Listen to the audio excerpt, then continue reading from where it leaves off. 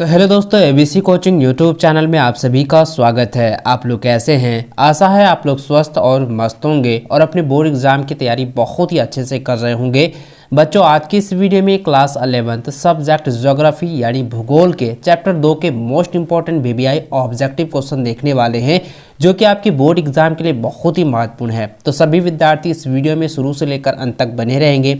इस वीडियो में बताए गए सभी क्वेश्चन आंसर को अपने कॉपी में नोट कर लीजिए और एग्जाम से पहले आप लोगों को रिवीजन कर लेना है, रट लेना है, याद कर लेना है। और बच्चों, आप लोग 110% श्योर हो जाइए कि आपको जो है इसी में से जो है आपकी बोर्ड एग्जाम में जो है क्वेश्चन देखने को मिलने वाला है। इसलिए आप लोगों को कहना चाहूँगा कि आप सभी विद्यार्थी जो है सभी क्वेश्चन को आप लोग अच्छे से याद कर लीजिएगा।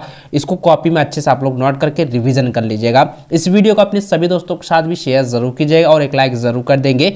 वीडियो में आगे बढ़ने से पहले आप सभी से रिक्वेस्ट है, चैनल पर नए हैं चैनल को सब्सक्राइब करने के साथ बेल आइकन को प्रेस जरूर कर लीजिएगा, ताकि आगे भी इसी प्रकार की वीडियो आप लोगों को मिलती रहे। तो चलिए बच्चों, क्वेश्चन की ओर चलते हैं। तो देखिए बच्चों, सबसे पहला सवाल यहाँ पे दिया गया है कि ब्रह्मांड की उत्पत्ति के संबंध में सर्वमान्य सिद्धांत है। तो ब्रह्मांड की उत्पत्ति के संबंध में है जो है सर्वमान्य सिद्धांत क्या होता है बच्चों? बिग बैंग सिद्धांत होता है। ठीक है, तो क्या होता है? बिग बैंग सिद्धांत होता है। ऑप्शन सी इसका सही व सटीक आंसर होगा। इसको मैंने पहले भी आप लोगों को बताया हुआ है, इसको आप लोग नोट कर लीजिए, इसको आप लोग अच्छे से रिविजन कर लीजिएगा। ठीक है, चलिए आगे बढ़ते हैं। अगला सवाल है कि पृथ्वी की उत्पत्ति के संबंध में एक प्रसिद्ध सिद्धांत व्यवराशि की परिकल्पना का प्रतिपादन किस भूगोल वक्ता ने किया? यानी कि किस ऐसे भूगोल के वैज्ञानिक ने प्रकृति की उत्पत्ति यानी कह सकते हैं जो पृथ्वी जो अर्थ का जो उत्पत्ति हुई है उसके संबंध में जो प्रसिद्ध सिद्धांत दिया है, उसकी प्रतिपादन जो किया है, उस भूगोल वक्ता का नाम क्या है, किसने दिया था? तो बच्चों, ये कई बार एग्जाम में पूछा गया है, इसको आप लोग याद करेंगे, इसको आप लोग नोट कर लीजिएगा। इसका आंसर ऑप्शन नंबर 20 का सही व सटीक आंसर होगा इमैनुअल कांत, या सिर्फ आप कांत भी याद कर सकते हैं। ठीक है, तो इमैनुअल कांत ने जो है इन कथन को जो है प्रतिपादित किया है। ठीक, इसको आप लोग कॉपी में नोट कर लीजिए, एग्जाम से पहले आप लोग रट लीजिएगा। चलिए आगे बढ़ते हैं। अगला सवाल दोस्तों दिया गया है कि निहारिका परिकल्पना का संबंध किससे था? तो इसका आंसर जाएगा लाप्लास से था। ठीक है, क्या किससे था? लाप्लास। ठीक है, ऑप्शन नंबर ए जो है इसका सही व सटीक आंसर होगा। इन सभी क्वेश्चन को आप लोग एग्जाम से पहले बच्चों आप लोगों को रट लेना है। आप लोगों को 100% 10% गारंटी के साथ कहूंगा कि इसी में से जो है आपकी बोर्ड एग्जाम में जो है सवाल पूछे जाएंगे। इसलिए दोस्तों सभी को जो है आप लोगों को अच्छे से रिविजन कर लेना है। प्रत्येक चैप्टर का प्लेलिस्ट भी तैयार किया गया है, आप प्लेलिस्ट पर जाकर जो है अपनी तैयारी को अच्छे से कर सकते हैं। अच्छा आप लोग जो है तैयारी में पकड़ बना सकते हैं। ठीक है, चलिए आगे बढ़ते हैं बच्चों। अगला सवाल दिया गया है कि इनमें से किस परिकल्पना में यह कहा गया है कि ग्रहों का निर्माण धीमी गति से घूमते हुए पदार्थों में बदल जाते हैं? तो बच्चों, कई बार एग्जाम में क्वेश्चन पूछा गया, रिपीटेड सवाल है। इसका आंसर जाएगा निहारिका परिकल्पना। ऑप्शन नंबर ए इसका सही व सटीक आंसर होगा। अगला सवाल है कि निहारिका परिकल्पना का प्रतिपादन जो है कब किया गया, किस ईस्वी में किया गया था? तो बच्चों, इसका आंसर हो जाएगा ऑप्शन नंबर बी 1796 ईस्वी में प्रतिपादन हुआ था। किसका? निहारिका परिकल्पना का। ठीक है, इसको आप लोग नोट कर लीजिए। अगला सवाल है कि ब्रह्मांड में एक भ्रमणशील तारा सूर्य के नजदीक से गुजरा, जिसके परिणाम स्वरूप तारे के गुरुत्वाकर्षण से सूर्य सतह से सिगार के आकार का कुछ पदार्थ निकलकर अलग हो गया। यह तारा जब सूर्य से दूर चला गया तो सूर्य सतह से बाहर निकला हुआ यह पदार्थ सूर्य के चारों तरफ घूमने लगा और यही धीरे धीरे संघनित होकर ग्रहों के रूप में परिवर्तित हो गया। यह कथन जो है किसने प्रस्तुत किया था? तो दोस्तों, ब्रह्मांड से रिलेटेड और सूर्य और ग्रह से रिलेटेड अगर कोई भी सवाल पूछा जाए तो आपको डायरेक्ट आंसर आपको याद रखना है कि यह जो है ना, यह जो है सर हेरोल्ड जेफरी ने जो है यह कथन दिया था। ठीक है, इसको आप लोग नोट कर लीजिएगा। ब्रह्मांड से रिलेटेड, सूर्य और ग्रह से रिलेटेड अगर सवाल दिया जाता है तो भाषा आप लोग नहीं भी पढ़िएगा ना बच्चों, तो आपको याद रखना है कि सर हेरोल्ड जेफरी ने जो है इस कथन को दिया था। इसको आप डायरेक्ट टिक भी लगा सकते हैं, इसका आंसर यही हो जाएगा। ऑप्शन बी इसका सही व सटीक आंसर होगा। अगला सवाल दोस्तों दिया गया है कि द्वैतारक सिद्धांत के बारे में निम्नलिखित में से कौन सा कथन सही है? यानी पूछा गया है कि द्वैतारक सिद्धांत, द्वैतारक सिद्धांत का मतलब होता है कि जो कि दो तारा के अनुरूप जो है सिद्धांत को प्रतिपादन किया है, उसमें कहता है कि ये जो कथन किया गया है या जो सिद्धांत दिया गया है द्वैतारक सिद्धांत के बारे में, तो निम्नलिखित में से कौन सा कथन जो है वो सही होगा। तो बच्चों इसका आंसर क्या हो जाएगा, ब्रह्मांड में सूर्य के साथ साथ जो है एक और तारा होना, ये जो है द्वैतारक सिद्धांत के बारे में बताता है। तो ऑप्शन जो है ए इसका सही व सटीक आंसर होगा। अगला सवाल है कि 1920 ईस्वी में यह किसने कहा कि ब्रह्मांड का विस्तार हो रहा है। तो ब्रह्मांड का विस्तार जो है 1920 ईस्वी में हो रहा, 1920 में जो है यानी 1920 के दशक में जो है ये किसने कहा था, किसने यह कथन दिया था कि ब्रह्मांड का जो है पूरी तरह से विस्तार हो रहा है। तो बच्चों इसका आंसर आएगा एडविन हब्बल। ठीक है, एडविन हब्बल ने जो है यह जो है कथन दिया था। ऑप्शन ए इसका सही व सटीक आंसर होगा। अगला सवाल जो कि बहुत इंपॉर्टेंट क्वेश्चन है और ये कई बार एग्जाम में पूछे जा चुके हैं, रिपीटेड क्वेश्चन है। देखिए यहाँ पे सवाल दिया गया है कि बिग बैंग की घटना आज से कितने वर्ष पूर्व हुई थी। तो बच्चों इसका आंसर आपको याद रखना है कि 13.7 अरब वर्ष पूर्व जो है यह घटना हुआ था। कौन सी घटना, बिग बैंग घटना। ठीक है, ऑप्शन नंबर इसका बी सही व सटीक आंसर होगा। अगला सवाल दोस्तों दिया गया है कि पहले परमाणु का निर्माण कब हुआ। तो पहले परमाणु का निर्माण हुआ है बिग बैंग होने के आरंभ के 3 के अंतर्गत। ठीक है, आरंभिक 3 के अंतर्गत जो है पहले परमाणु का निर्माण हुआ था। ऑप्शन बी इसका सही व सटीक आंसर होगा।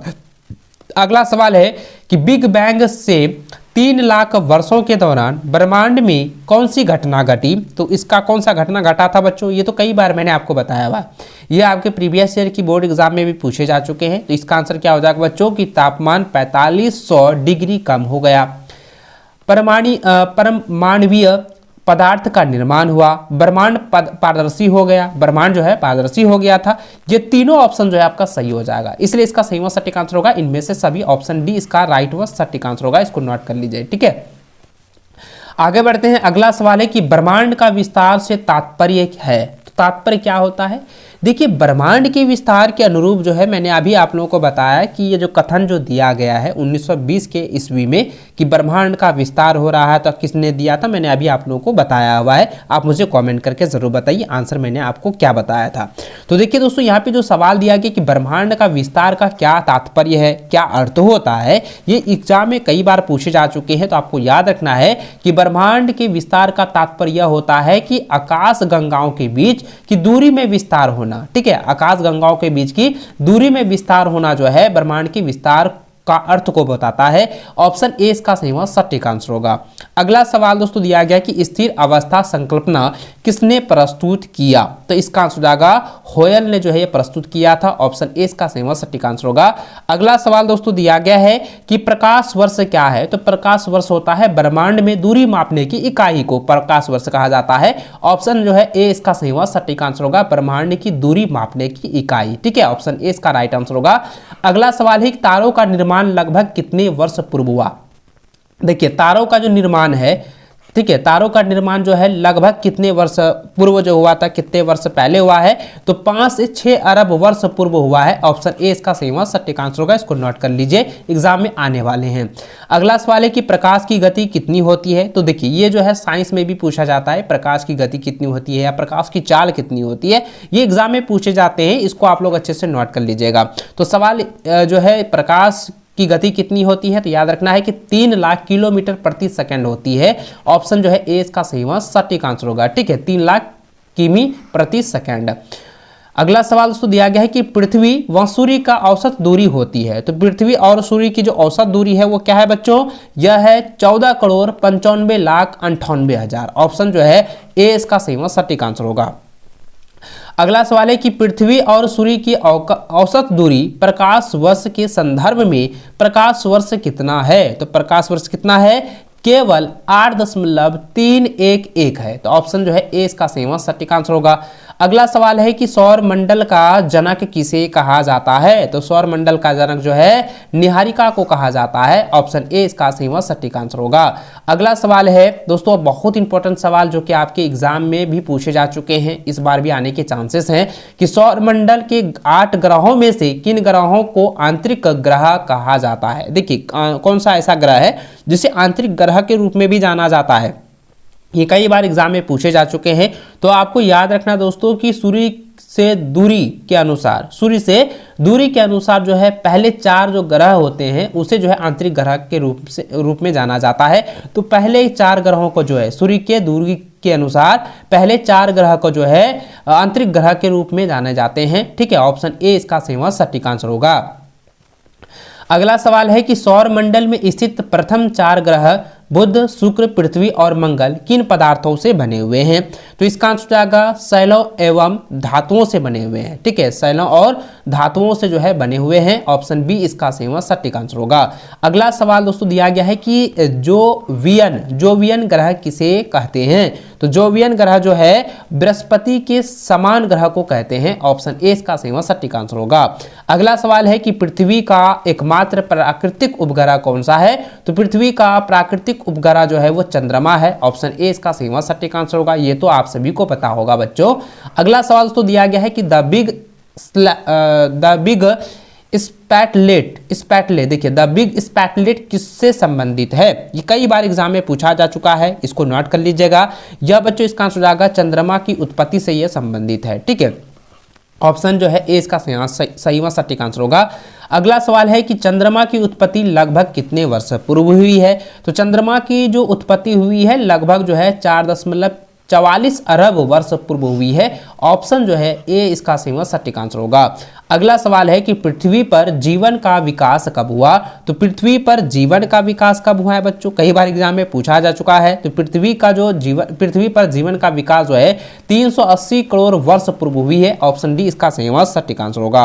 अगला सवाल दोस्तों दिया गया कि भूप्रपट्टी पर हल्के व भारी घनत्व वाले पदार्थों को या पदार्थों के अलग होने की प्रक्रिया को क्या कहते हैं या क्या कहलाती है? ये कई बार एग्जाम में पूछे जा चुके हैं। उसको हम लोग कहते हैं विभेदन। ठीक है, विभेदन प्रक्रिया कहते हैं। ऑप्शन ए इसका सटीक आंसर होगा।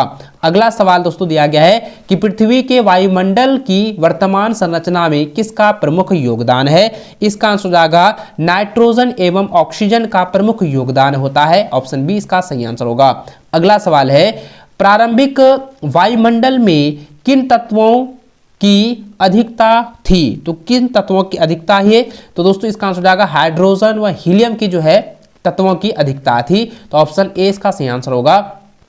अगला सवाल दिया गया है कि प्रकाश संश्लेषण की प्रक्रिया कितने साल पहले विकसित हुई? तो प्रकाश संश्लेषण की प्रक्रिया यह जो है कई बार मैंने आपको बताया है कि प्रकाश संश्लेषण से रिलेटेड आपके बोर्ड एग्जाम में पूछे जा चुके हैं। इसको आप लोग नोट कर लीजिएगा, ये कई बार एग्जाम में आ चुके हैं। तो प्रकाश संश्लेषण की प्रक्रिया बच्चों यह जो है 250 से 300 करोड़ वर्ष पहले जो है विकसित हुई है। ऑप्शन ए इसका सही सटीक आंसर होगा। इसको आप लोग नोट कर लीजिएगा। अगला सवाल दोस्तों दिया गया है कि पृथ्वी पर जीवन का विकास कितने वर्ष पूर्व आरंभ हुआ? देखिए कई बार एग्जाम में यह भी पूछा गया है कि जीवन का विकास जो है कितने वर्ष पर पहले हुआ या पृथ्वी पर जीवन का विकास कितने वर्ष पहले हुआ। ये कई बार एग्जाम में इधर उधर करके पूछता है, इसलिए नोट कर लीजिएगा। इसका आंसर हो जाएगा 3.80 वर्ष पर पहले जो है पृथ्वी पर जीवन का विकास जो है आरंभ हुआ है। ऑप्शन ए इसका सटीक आंसर होगा। अगला सवाल है कि निम्नलिखित में से कौन सी संख्या पृथ्वी की आयु को प्रदर्शित करती है? तो पृथ्वी की आयु को जो है प्रदर्शित करती है वो कौन सी संख्या है? तो ये कई बार एग्जाम में पूछा जा चुका और देखिए एग्जाम में इस बार भी आने के चांसेस हैं और एग्जाम में इस प्रकार से ये पूछा जाएगा कि पृथ्वी की आयु कितनी है। तो ये आपको जो है इस प्रकार से पूछा जा सकता है। ठीक है, उसकी गणना पूछी जा सकती है, इसलिए आप इसको नोट कर लीजिएगा। इसका आंसर हो जाएगा 460 करोड़ वर्ष। ठीक है, पृथ्वी की आयु कितनी हो जाएगी? 460 करोड़ वर्ष। ठीक है, ऑप्शन बी इसका सही सटीक आंसर होगा। अगला सवाल दोस्तों दिया गया है कि निम्नलिखित में से या निम्न में से कौन सी अवधि सबसे लंबी है? तो कौन सी अवधि जो है सबसे लंबी होती है? ईओन। ठीक है, ईओन की जो अवधि होती है वो सबसे लंबी होती है। ऑप्शन ए इसका सही आंसर होगा। अगला सवाल है निम्न में से कौन सा तत्व वर्तमान वायुमंडल के निर्माण व संशोधन में सहायक नहीं है? कई बार एग्जाम में पूछे जा चुके हैं। इस चैप्टर के ना बहुत सारे ऐसे सवाल हैं जो कि आपको बहुत सारे जो है सवाल डायरेक्ट बोर्ड एग्जाम में मिलेंगे और रिपीटेड सवाल भी है। ठीक है, तो बच्चों इसका जो आंसर होगा ना, ये हो जाएगा, इसका आंसर हो जाएगा विभेदन की प्रक्रिया। ठीक है, विभेदन की प्रक्रिया में क्या होता है कि वायुमंडल की निर्माण व संशोधन में सहायक नहीं होता है। ठीक है, तो ऑप्शन जो है सी इसका सही व सटीक आंसर होगा। अगला सवाल दोस्तों दिया गया है कि निम्नलिखित में से भीतरी ग्रह कौन से हैं। तो भीतरी ग्रह किसे कहा जाता है, बिना उपग्रह वाले ग्रह को जो है भीतरी ग्रह कहा जाता है। ऑप्शन डी इसका सही व सटीक आंसर होगा। ठीक है, इसको आप लोग कॉपी में जो है नोट करते जाएंगे बच्चों, और आप मुझे यह भी बताइएगा कि आप लोगों की तैयारी कैसे चल रही है। चलिए आगे बढ़ते हैं। अगला सवाल दोस्तों दिया गया है कि पृथ्वी पर जीवन निम्नलिखित में से कितने वर्षों पहले आरंभ हुआ। तो कई बार एग्जाम में पूछा जा चुका है। मैंने अभी आप लोगों को बताया कि पृथ्वी पर जो है सबसे पहले जो है जीवन जो आरंभ हुआ है वो 3 अरब 80 करोड़ वर्ष पहले हुआ है, यानी 380 अरब करोड़ वर्ष जो है पहले हुआ था। ऑप्शन जो है डी इसका सही व सटीक आंसर होगा। अगला सवाल है कि निम्नलिखित में से किस युग को मत्स्य युग कहा गया है। तो मत्स्य युग जो है कब कहा गया है। तो बच्चों डोवोनियन युग को जो है मत्स्य युग कहा गया है। ऑप्शन ए इसका सही व सटीक आंसर होगा। अगला सवाल है दोस्तों, निम्नलिखित में से किस युग को डायनासोर का युग कहा जाता है। तो डायनासोर युग जो है किसे कहा जाता है, जुरेसिक युग को। ठीक है, जुरेसिक युग को जो है डायनासोर युग भी कहा जाता है। ऑप्शन बी इसका सही आंसर होगा। अगला सवाल है कि सूर्य की उत्पत्ति कितने वर्ष पूर्व हुई। तो सूर्य की उत्पत्ति बच्चों मैंने अभी आप लोगों का आंसर बताया ना, तो सूर्य की उत्पत्ति जो हुई है 5 अरब वर्ष पहले हुई है। ऑप्शन ए इसका सही व सटीक आंसर होगा। अगला सवाल दोस्तों दिया गया है कि निम्नलिखित में से किस युग को खड़िया युग कहा जाता है। तो खड़िया युग जो है किस कहा जाता है। ठीक है, तो ये जो है क्रेटेशियस ठीक है युग को जो है खड़िया युग कहा जाता है। ऑप्शन जो है ए इसका सही आंसर होगा। क्रिटेशियस युग को खड़िया युग कहा जाता है। ऑप्शन ए इसका सही व सटीक उत्तर होगा, आंसर होगा।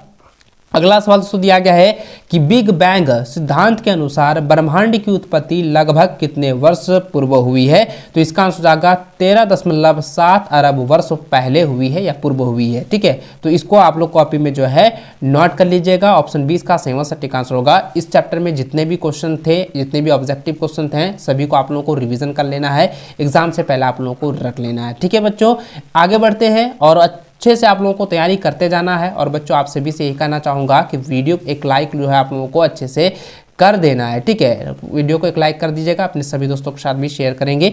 चैनल पर नए हैं, चैनल को भी सब्सक्राइब कर लेना, ताकि आगे भी इसी प्रकार की जो वीडियो आए आप लोग अच्छे से तैयारी करें। और इस बार जो है आप लोग को अच्छे से ताबड़तोड़ जो है मेहनत कर जो है अच्छे से जो है आप लोगों को बोर्ड एग्जाम में हासिल करना है, अच्छा अंक आप लोगों को लाना है। ठीक है, मिलते हैं तब तक जय हिंद, वंदे मातरम।